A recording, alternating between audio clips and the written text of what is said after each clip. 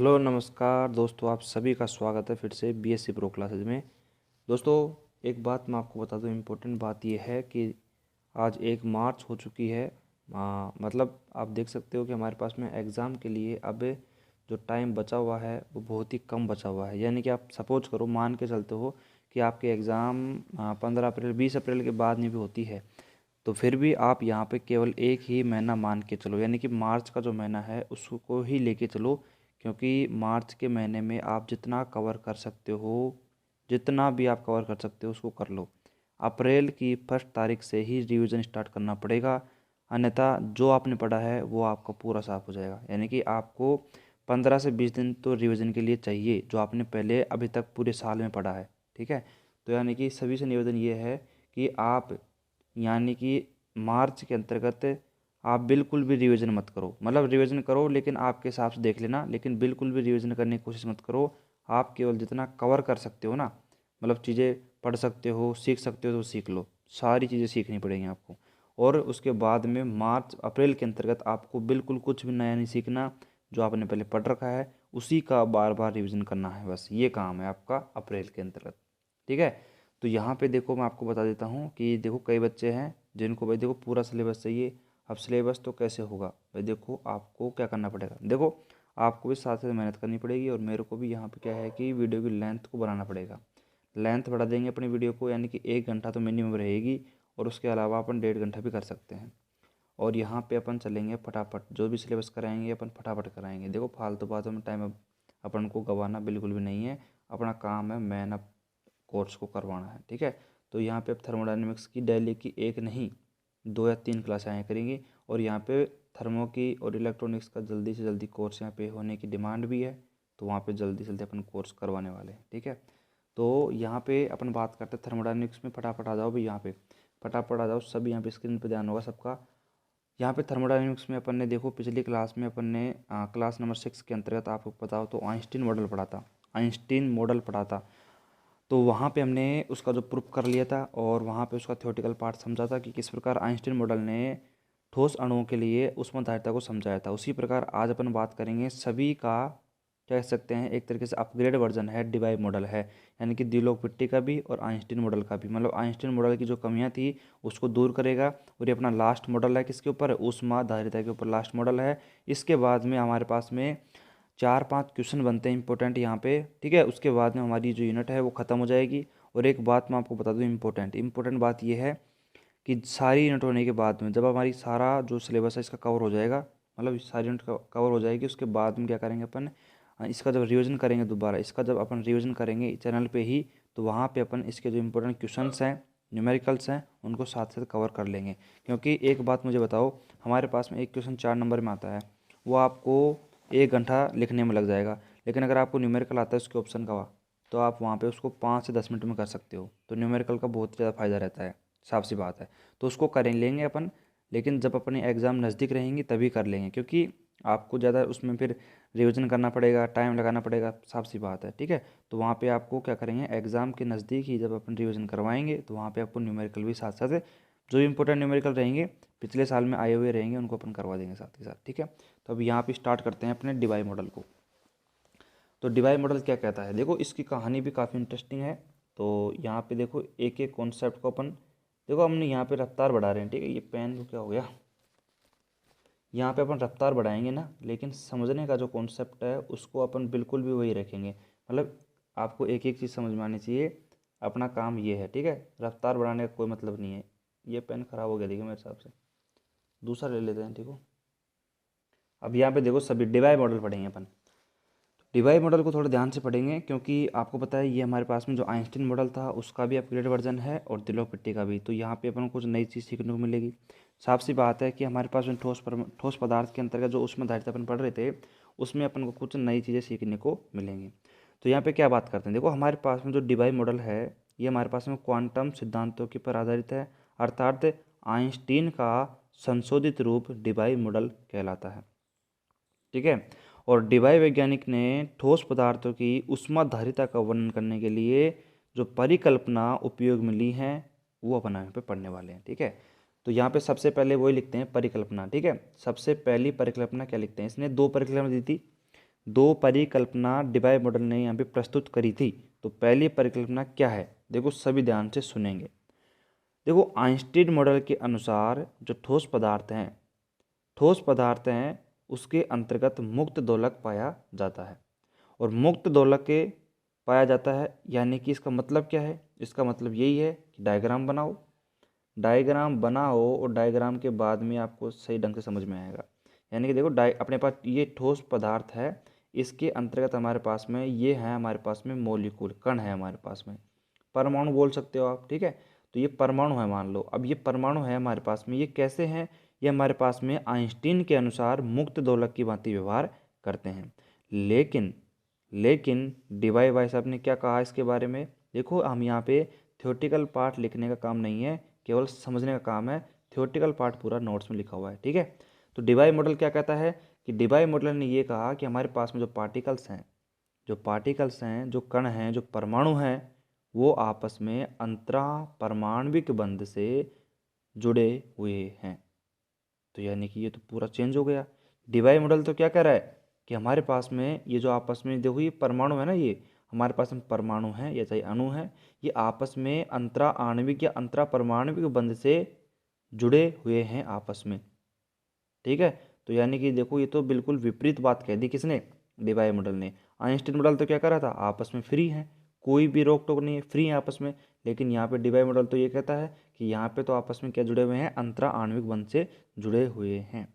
तो इस बंध के कारण हमारे पास में जो ठोस पदार्थ में उपस्थित परमाणु हैं वो कैसे करते हैं, युग्मित दोलक करते हैं, ना कि मुक्त दोलक करते हैं। तो यानी कि डीवाई मॉडल ने क्या कहा कि हमारे पास में जो परमाणु होते हैं उनके मध्य हमारे पास में क्या होता है, अंतरा आणविक बंध उपस्थित होता है, ठीक है। अंतरा आणविक बंध उपस्थित होता है, इसके कारण ये मुक्त दोलक नहीं करते, ये करते हैं युग्मित दोलक। अब आपको पता है युग्मित क्या होता है, युग्मित का मतलब क्या होता है, युग्म के साथ में दोलक करते हैं। अर्थात अपन बात करते हैं कि हमारे पास में एक सिंगल दोलक नहीं करता, हमारे पास जो परमाणु होगा आपस में बंधों से जुड़े होंगे और आपस में सारे एक साथ दोलक करेंगे।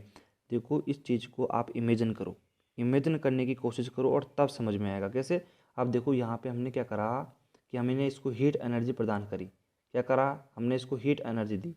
तो एक बात बताओ, जब इसको अपन हीट एनर्जी देंगे इस मॉलिक्यूल को अपन, है ना, तो यहाँ पे जो अंदर परमाणु हमारे उपस्थित हैं, ठीक है, तो डिवाई के अनुसार क्या करेंगे, वो आपस में बंध से मुक्त हैं। तो आप इसको जब हीट एनर्जी दोगे ना तो वो क्या करेंगे, मतलब वो वाइब्रेट करेंगे, वो कंपन करेंगे।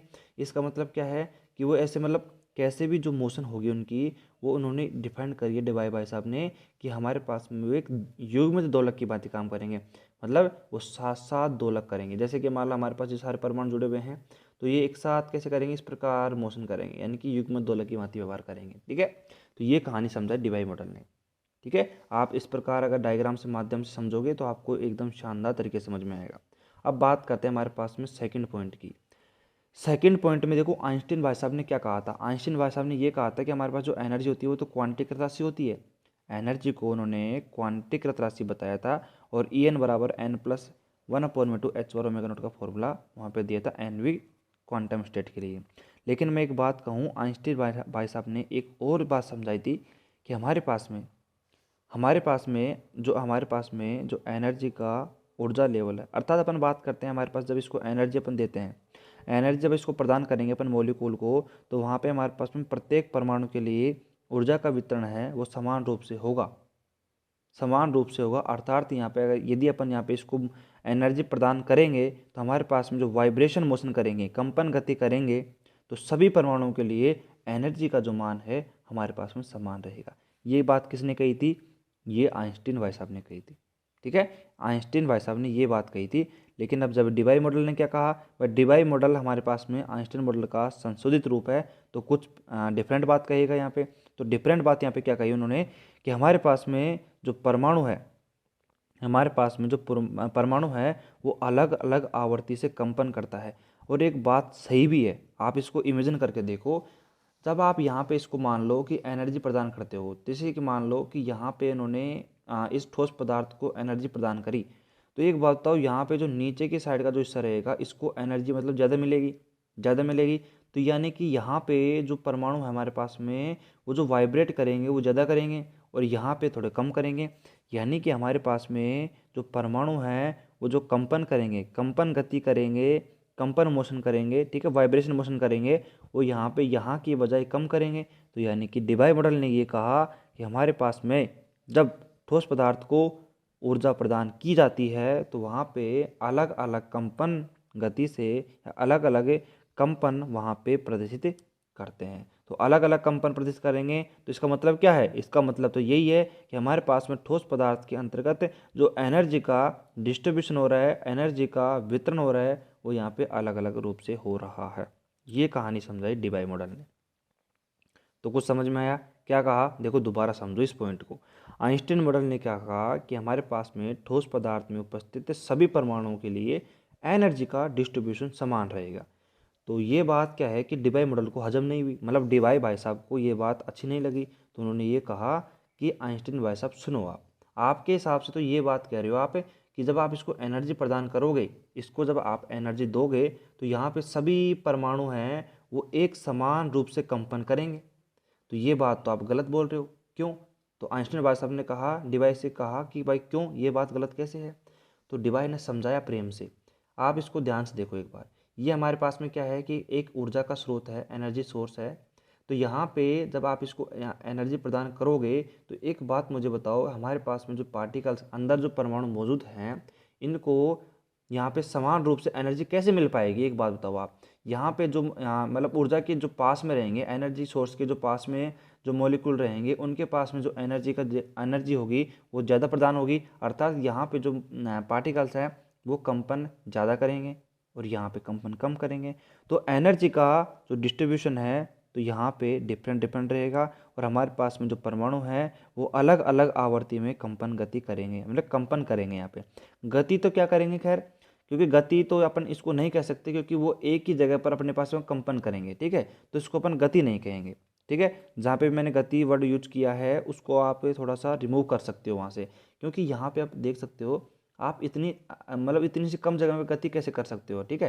तो यानी कि आप इसको गति डिफाइन ना करो, मोशन इसको डिफाइन ना करो, इसको आप बोलो कि ये अपनी जगह पर ही वाइब्रेट कर रहा है, कंपन कर रहा है, ठीक है। तो यहाँ पे हमारे पास में जो मॉलिक्यूल हैं डीबाई मॉडल के अनुसार जो परमाणु हैं हमारे पास में वो अलग अलग आवर्ती में कंपन करते हैं, ठीक है। तो यानी कि सभी परमाणुओं के लिए एनर्जी यदि डिफरेंट होगी तो हमारे पास में वो कंपन भी डिफरेंट गति से करेंगे। तो यहाँ पे आप क्या लिखना चाहोगे? यहाँ पे आप लिखना चाहते हो कि हमारे पास में जो परमाणु है, यहाँ पे आप लिख दो कि जो परमाणु है हमारे पास में वो क्या करते हैं, अलग अलग आवर्ती से कंपन करते हैं। इतना सा लिख दो, काफ़ी है। अलग अलग आवर्ती से कंपन करते हैं। और एक बात सुनो, ये शॉर्ट लैंग्वेज है, आपको एग्जाम में यूज नहीं करनी है, नहीं तो ये एग्जामिनर देख के आपके वहाँ पे 4 नंबर का रहेगा तो उसमें 1 ही नंबर दे देगा आपके, ठीक है। इस प्रकार की लैंग्वेज का यूज करोगे तो आप। तो यहाँ पे देखो डीबाई मॉडल की जो कहानी थी उसको मैंने आपको समझा दी है। परमाणु अंतराणविक बंध से जुड़ा होता है और युग्म दोलक की भांति व्यवहार करता है, और परमाणु हमारे पास में अलग अलग आवर्ती से कंपन करता है, ठीक है। क्यों करता है?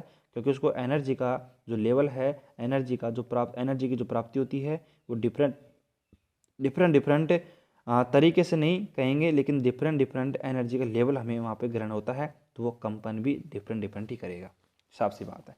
तो यहाँ पे आपका डीबाई मॉडल है वो मेरे हिसाब से अल्टीमेट तरीके से तैयार हो चुका है। अब बात करते हैं इसके मैथमेटिकल प्रूफ की। देखो यहाँ पे आते हैं जल्दी से जल्दी, जितना जल्दी टॉपिक्स कवर करेंगे, मैंने आपको पहले बोल दिया सिलेबस उतना ही जल्दी होगा, ठीक है। तो आपको भी अब मेहनत डबल कर देनी है, डबल नहीं तिबल कर देनी है। अगर आप यहाँ पे 2 घंटे पढ़ते थे ना, तो आपको अब 8 से 9 या 10 घंटे पढ़ने पड़ेंगे अब मार्च के अंतर्गत। अगर आपको यहाँ पे 75% या फिर उससे ज़्यादा बनानी है तो आपको यहाँ पे 9 से 10 घंटे पढ़ाई कर लो हमारे साथ में। भाई 2 महीने की बात है, 2 महीने अगर आप यहाँ पे मेहनत कर लोगे तो क्या हो जाएगा, 2 महीने मेहनत कर लो और आपका जो रिजल्ट है वो यहाँ पे होगा, इससे भी पार होगा। और इतनी परसेंटेज बीएससी में ये मान लो काफ़ी होती है, मतलब आपकी जय जयकार हो जाएगी फिर आपके घर में भी, ठीक है। आपकी वैल्यू है वो वहाँ पे बढ़ जाएगी। तो देख लो, आप आपकी वैल्यू बढ़ाना चाहते हो तो जुड़ जाओ हमारे साथ में। बस आप अभी आपने जो किया है, नहीं किया, कुछ भी नहीं किया आपने तो, ठीक है, उससे अपन को कोई मतलब नहीं है। अब यहाँ पे आज से स्टार्ट हो जाओगे तो ही काफ़ी रहेगा। अब देखो यहाँ पे अपन करते हैं इसकी गणितीय क्या करते हैं, मैथमेटिकल प्रूफ, गणितीय सत्यापन करते हैं इसका। तो गणितीय सत्यापन कैसे करेंगे, मैंने आपको पहले ही बोल दिया था कि हमारे पास में जो आइंस्टीन का मॉडल था और हमारे पास में द्विपरमाणु अणु के लिए जो हमने काम किया था उसके अंतर्गत जो कैलकुलेशन थी उसको आप लोग करना पड़ेगा।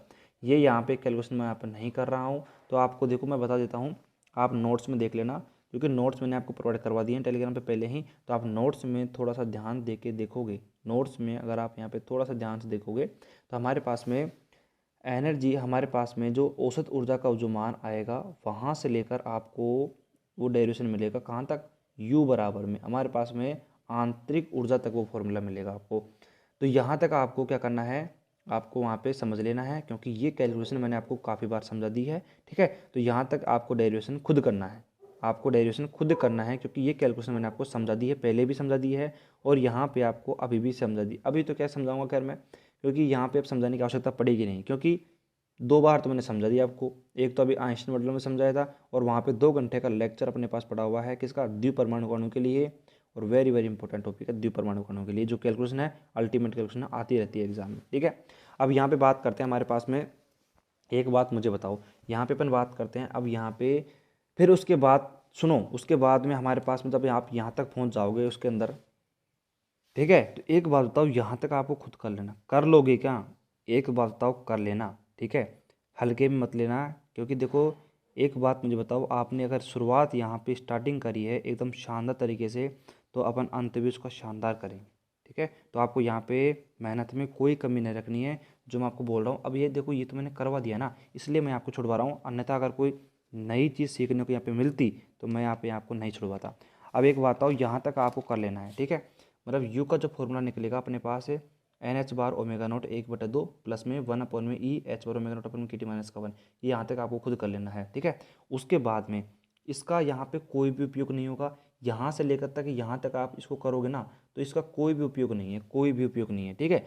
यहाँ पे आगे जो डिबाई मॉडल की जो कैलकुलेशन स्टार्ट होती है वो मैं आपको करवाऊँगा, वो इम्पोर्टेंट है, क्योंकि यहाँ तक तो आपको एग्ज़ाम में लिखना ही पड़ेगा। क्योंकि यहाँ तक आपको हमारे पास में जो परमाणु है उसके लिए जो आंतरिक ऊर्जा का जो फॉर्मूला आता है यू, वो यहाँ तक आपको निकालना पड़ेगा। और देखो आइंस्टीन मॉडल के अंतर्गत और हमारे पास में द्विपरमाणु अणु के अंतर्गत हमने यहाँ पे यू का मान निकालने के बाद में CV बराबर में DU/dt में फॉर्मूला रखा था, जहाँ पे वॉल्यूम कांस्टेंट था, ठीक है। इस फॉर्मूले में वैल्यू रखी थी और यहाँ पे हमारे पास में जो केस बने थे वो निकाले थे, और वहाँ पे हमारे पास उच्च ताप के लिए हमारे पास में CV बराबर 3 आ रहा था, वो बिल्कुल सही था। लेकिन निम्न ताप के लिए वहाँ पे दोनों में वैल्यू गलत आई थी, साफ सी बात है। लेकिन अब इस फॉर्मूले से अपन यहाँ पे सॉल्यूशन नहीं करेंगे, क्योंकि अपन को निम्न ताप के लिए भी वैल्यू ज्ञात करनी है। तो इसके लिए डिबाई भाई साहब ने डिबाई मॉडल के अंतर्गत क्या करा, कुछ डिफरेंट तरीके से वैल्यू को फाइंड करा। तो यहाँ तक आपको कर लेना है, उसके बाद में ये फॉर्मूला आपको यूज नहीं करना है डिबाई मॉडल के अंतर्गत, ठीक है। यानी कि डिबाई भाई साहब ने अपना कुछ अलग ही फॉर्मूला दिया था और अलग ही फॉर्मूले के द्वारा उन्होंने यहाँ पे वैल्यू को प्राप्त किया था। तो उसको समझते हैं अगले पेज में अल्टीमेट तरीके से। सभी का ध्यान यहाँ पे होना चाहिए शानदार तरीके से। और दोस्तों अपने अंदर थोड़ा सा जोश लेके आओ, जोश लेके आओ, क्योंकि जोश के बिना यहाँ पे हर एक चीज़ को समझना नामुमकिन है। दोस्तों कुमार गौरव सर की 2 पंक्तियाँ हैं कि मंजिल ने हौसलों से कहा, मंजिल ने हौसलों से कहा तेरी बस की बात नहीं, हौसलों ने मंजिल की आंखों में आंखें डालकर कहा चल झुट्टी तेरी इतनी औकात नहीं। दिखा दो मंजिल को अपने इरादे और हौसले दिखा दो कि मंजिल अपने आप आपके सामने झुक जाए, ठीक है दोस्तों। तो इसी के साथ में आगे बढ़ते हैं और अब बात करते हैं डिबाई मॉडल के लिए, जो हमारे पास में उन्होंने एक डिफरेंट तरीका अपनाया। डिबाई भाई साहब ने क्या करा कि हमारे पास में जो फॉर्मूला था CV बराबर DU/dt उसका उपयोग नहीं करा, और उसके अलावा उन्होंने क्या करा, देखो उन्होंने एक मानक गणितीय समाकलन सूत्र दिया। क्या दिया, उन्होंने एक मानक गणितीय समाकलन सूत्र दिया। उन्होंने क्या करा, एक अलग से इंटीग्रल फॉर्मूला हमें प्रदान किया, और उसी की सहायता से उन्होंने यहाँ पे आगे की जो कैलकुलेशन है उसको सॉल्यूशन किया। अब देखो यहाँ पे क्या किया उन्होंने, यहाँ पे उन्होंने एक फॉर्मूला दिया, वो फॉर्मूला आपको याद करना ही पड़ेगा। यानी कि देखो CV बराबर उन्होंने फॉर्मूला दिया 3R 3/x0 की पावर में 3 है, और इंटीग्रेशन है 0 to x0, ठीक है। और x की पावर 4 डॉट में e की पावर में x अपोन में e की पावर x माइनस का 1 और स्क्वायर। अब यहाँ पे कई बच्चों का सवाल ये रहेगा कि सर ये फॉर्मूला कहाँ से आया है, कैसे आया है। तो एक बात मुझे बताओ, इसको समझने के लिए मैं ऐसे करता हूँ, आपको डीवाई भाई साहब की फ़ोन नंबर दे देता हूँ, फिर आप क्या करना, उनसे फ़ोन करके पूछ लेना, क्योंकि उन्होंने ये प्रैक्टिकल करा था। प्रैक्टिकल करने का मतलब देखो, मैंने आपके काफ़ी हद तक आपके दिमाग में इमेज बना दी है। कैसे? जो प्रैक्टिकल किया था उसी प्रकार जो मैंने आपको बताया ना अभी, ठोस पदार्थ को ऊष्मा दी है, उन्होंने यहाँ पे प्रैक्टिकल वैल्यूज़ को क्या करा है, फाइंड किया है और वहाँ पे मैथमेटिकल फॉर्मूला प्रदान किया है। ठीक है, तो आप ऐसे करना, लिंक में मतलब डिस्क्रिप्शन में आपको डीवाई भाई साहब के फ़ोन नंबर मिल जाएंगे, तो फ़ोन नंबर करके आप उनको कॉल कर लेना या वीडियो कॉल कर लेना।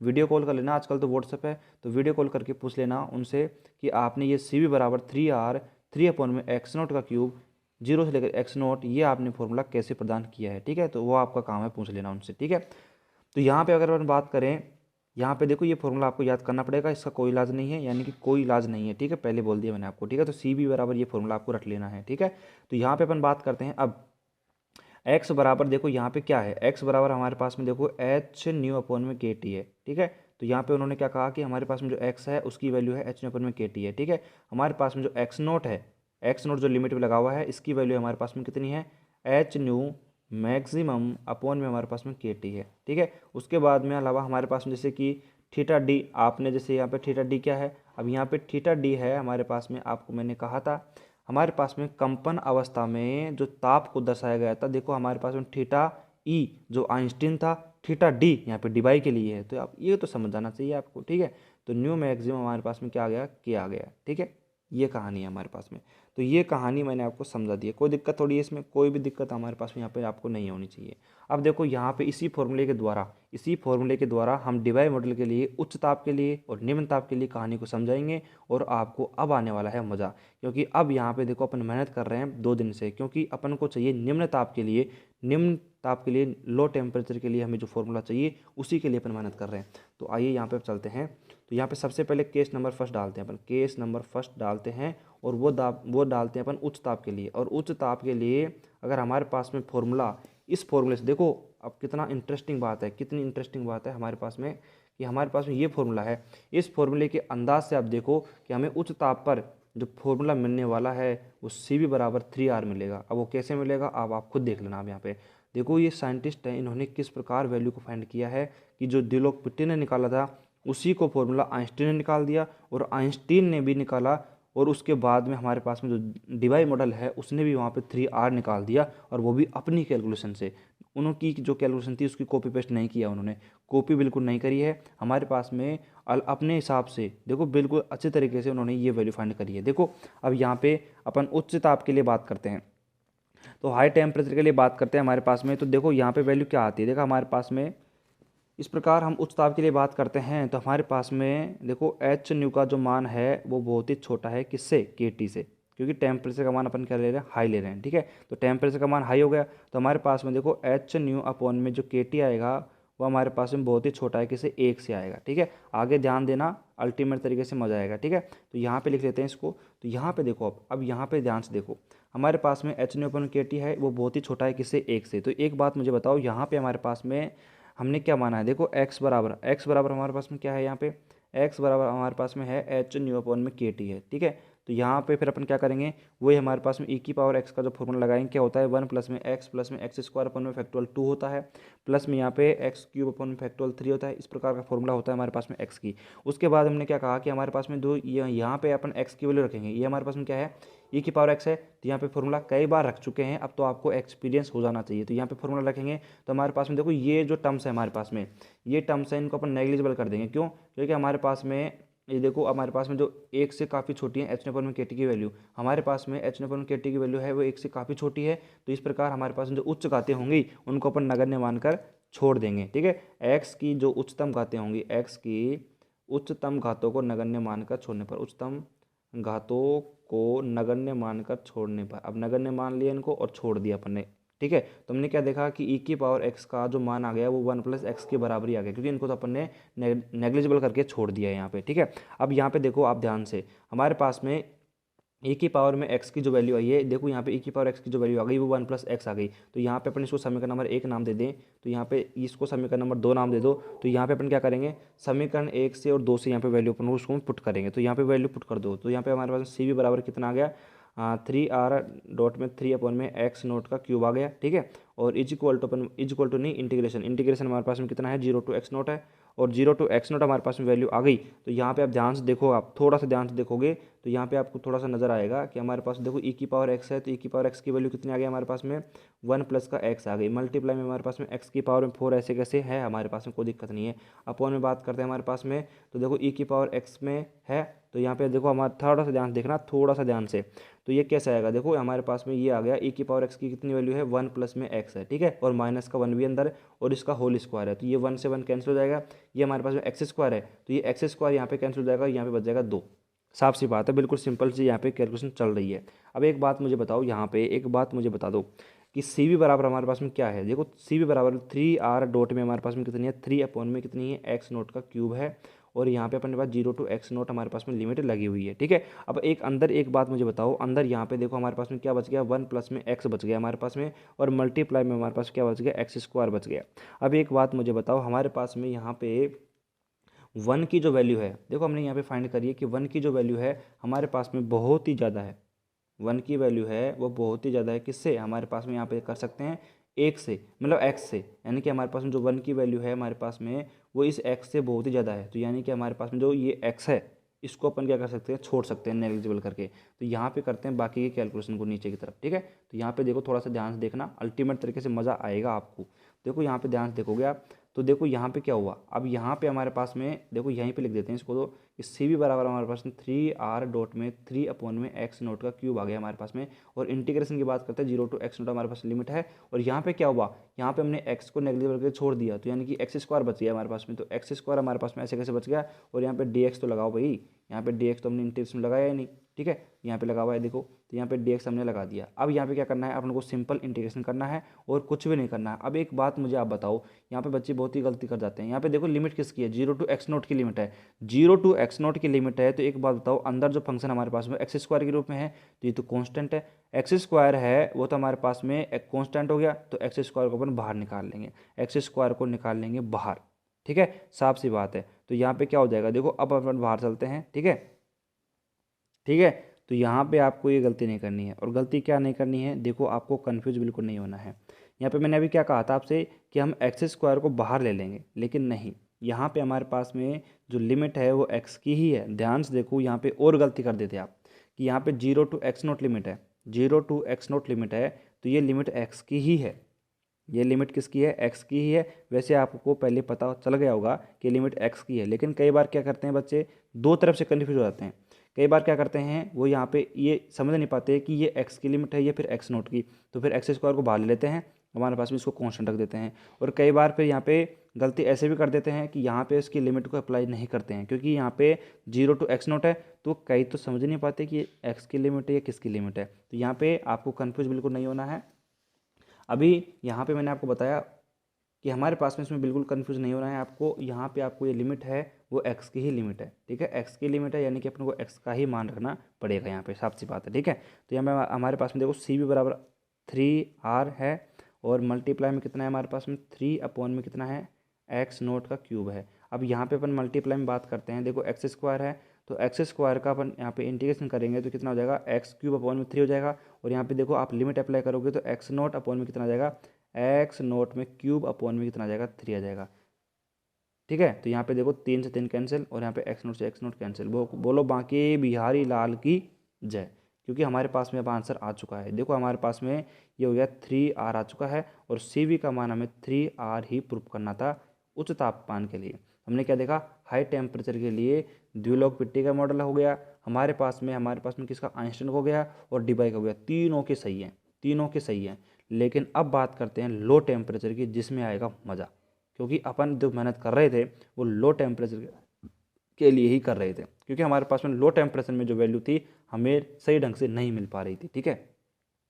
अब तो देखो ये फॉर्मूला आपको याद हो जाना चाहिए, कितना है, CV बराबर में 3r मल्टीप्लाई में हमारे पास में 3/x0 का क्यूब है, 0 to x0 लिमिट है, ठीक है, और हमारे पास में e⁻x.x⁴ डॉट में dx, ये फॉर्मूला आपको याद हो जाना चाहिए। अब हमारे पास में सबसे इंपॉर्टेंट आता है सेकंड केस, जिसके लिए अपन इतने दिन से मेहनत कर रहे हैं, ठीक है। तो यहाँ पे केस नंबर आता है सेकंड, ठीक है। केस नंबर सेकंड किसका है, निम्न ताप के लिए, लो टेम्परेचर के लिए, निम्न ताप के लिए, ठीक है। तो यहाँ पे इसका सॉल्यूशन करते हैं यहाँ पे अल्टीमेट तरीके से, ठीक है। अब यहाँ पे क्या कहते हैं अपने लो टेम्परेचर, यानी कि टेम्परेचर का मान बहुत कम है, तो बहुत कम कर दिया, देखो यहाँ पे टेम्परेचर का मान देख लो आप, बहुत ही कम कर दिया, किससे, एच न्यूटन में केटी से, ठीक है। तो यहाँ पे देखो हमारे पास में एच न्यूटन में केटी आएगा, वो कितना आएगा हमारे पास में, उसका मान आएगा बहुत ज़्यादा, किससे, 1 से आएगा, ठीक है।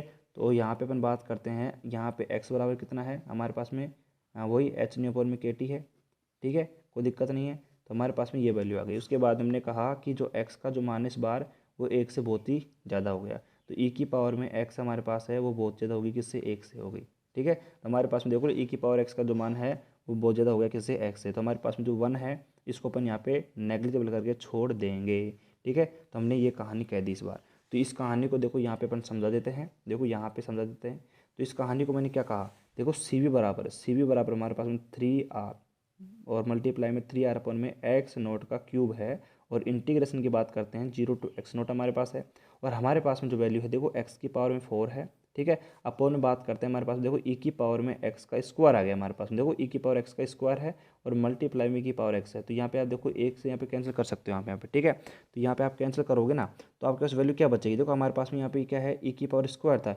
स्क्वायर होता नहीं है इसमें, e की पावर x में 2x होता है, तो एक तो कट गया और एक हमारे पास बच जाएगा। तो हमारे पास में देखो सी भी बराबर हमारे पास कितना आ गया, 3r मल्टीप्लाई में 3 अपॉन में एक्स नोट का क्यूब आ जाएगा, और यहाँ पे इंटीग्रेशन 0 to हमारे पास में एक्स नोट, ठीक है। और हमारे पास में अंदर क्या बच गया, हमारे पास बच गया एक्स की पावर में 4 और अपॉन में बच गया ई की पावर में एक्स बच गया, डॉट में हमारे पास डी एक्स तो लगा ही दो, ठीक है। ये कहानी बच गई हमारे पास में। अब देखो यहाँ पे थोड़ा सा ध्यान दो, यहाँ पे थोड़ा सा ध्यान दो और याद करने की कोशिश करो।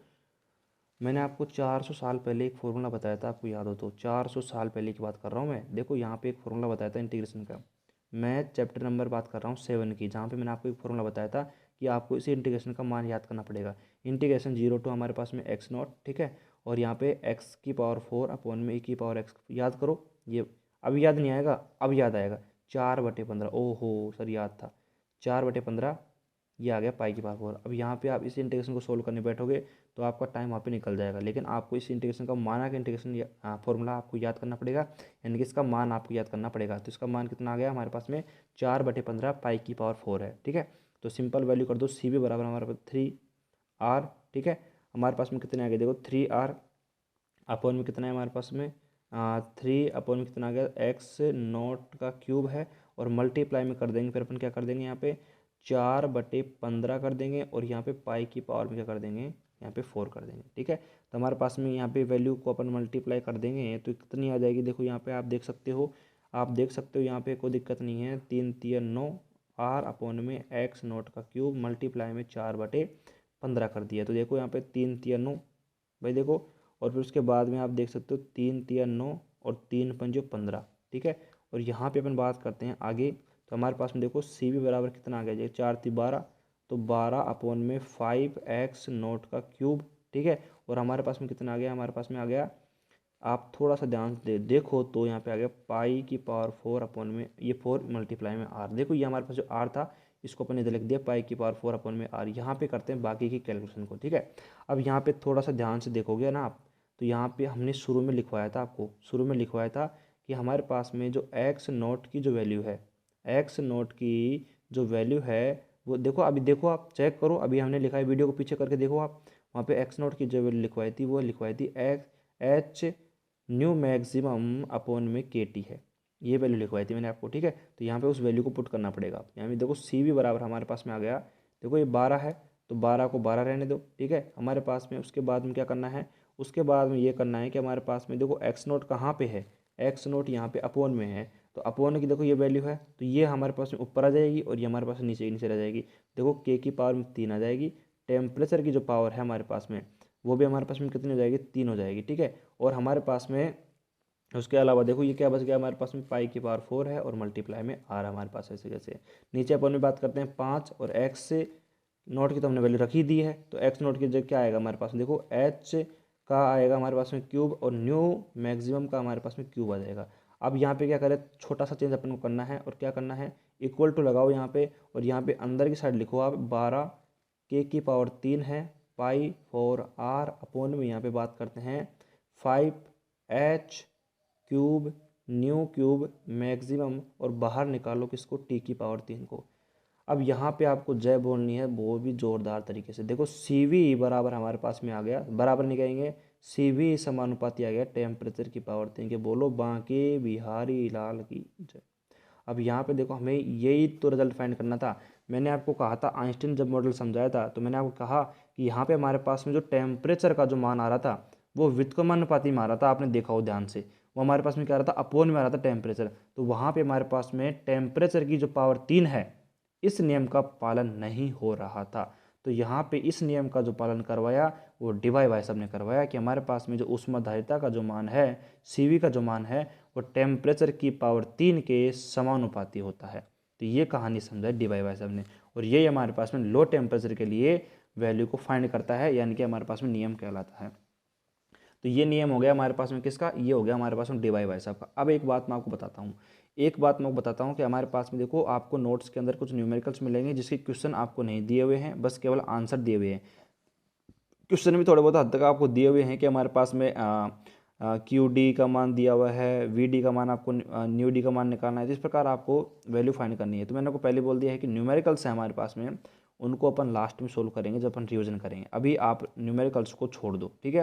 न्यूमेरिकल्स अपन तैयार करेंगे साथ ही साथ जब एग्जाम आएंगी आपकी, जस्ट आप जैसे कि आपकी जैसे मान लो आपकी बाई चांस आपके एग्जाम मान लो कि 5 दिन पहले हैं, तो 5 दिन पहले अगर आप न्यूमेरिकल करोगे ना तो आपको बढ़िया तरीके से याद भी रहेंगे, और 2 बार रिवीजन करने के बाद में आपको याद कर हो जाएंगे। लेकिन अब पढ़ते हो तो आपको बार बार पढ़ने पड़ेंगे, न्यूमेरिकल्स बार बार निकालने पड़ेंगे। तो मेहनत करेंगे अपन उसी टाइम पे, जो अपन को एक बार मेहनत कर लेंगे, उसके बाद में हमारे पास में तुरंत उसकी अपन उसको एग्ज़ाम में सॉल्यूशन करके आ जाएंगे, ये काम अपना। तो देखो आज के लेक्चर में मैंने आपको कहा था कि वीडियो लेक्चर बड़ा होगा, लेकिन देखो अपना डीवाई मॉडल है वो ख़त्म हो गया है।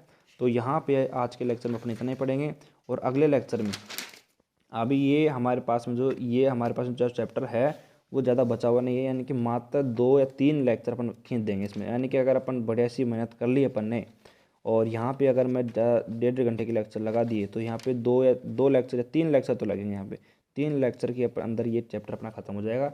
यानी कि जल्दी आज या कल में ही चैप्टर खत्म कर दूंगा मैं ये वाला, यानी कि अपनी यूनिट 3 वो खत्म हो जाएगी जल्दी से जल्दी।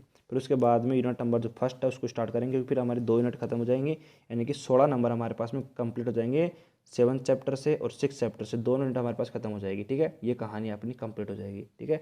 तो जोश के साथ पढ़ते रहिए, जोश को थोड़ा कम ना करें, ये बात है। 1 मार्च आ चुकी है, और ये प्रण लीजिए, ये टाइम टेबल बना लीजिए कि 10 घंटे तो मिनिमम पढ़ने हैं मेरे को।